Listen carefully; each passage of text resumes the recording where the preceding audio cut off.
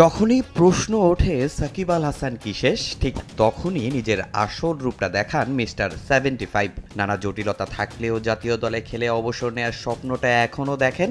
তার আগে দেশের কিংবদন্তি বিভিন্ন ফ্র্যাঞ্চাইজি লিগে ধারাবাহিকভাবে নিজেকে প্রমাণ করে বার্তা দিচ্ছেন। এখনও ফুরিয়ে যাননি তিনি।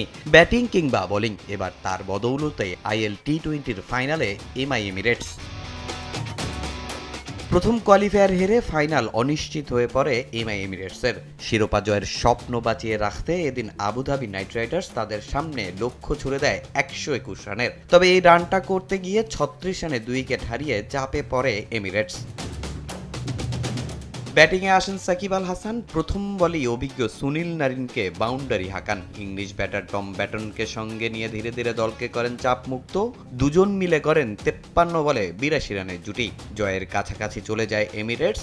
জয়ের জন্য যখন প্রয়োজন 3 রান, বাউন্ডারি হাঁকাতে গিয়ে ক্যাচ দিয়ে ফেরেন সাকিব। খেলে যান 5-4 ও 1-6-এ 24 বলে 38 রানের জলমলে ইনিংস। 23 বল হাতে রেখে 7 উইকেটের জয় তুলে নেয় এমআই এমিরেটস। ম্যাচ সেরা সাকিব আল হাসান।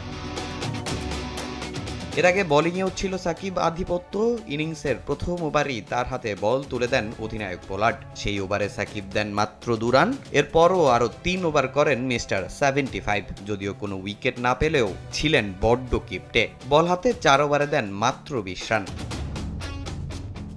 সাকিবের নিয়ন্ত্রিত বোলিংয়ের সঙ্গে গজনফারের স্পিন ঘূর্ণি ও মোহাম্মদ রহিদের পেস আক্রমণ নির্ধারিত 20 ওভার শেষে 8 উইকেট হারিয়ে 120 রান পর্যন্তই যেতে পারে আবুধাবি নাইট রাইডার্স।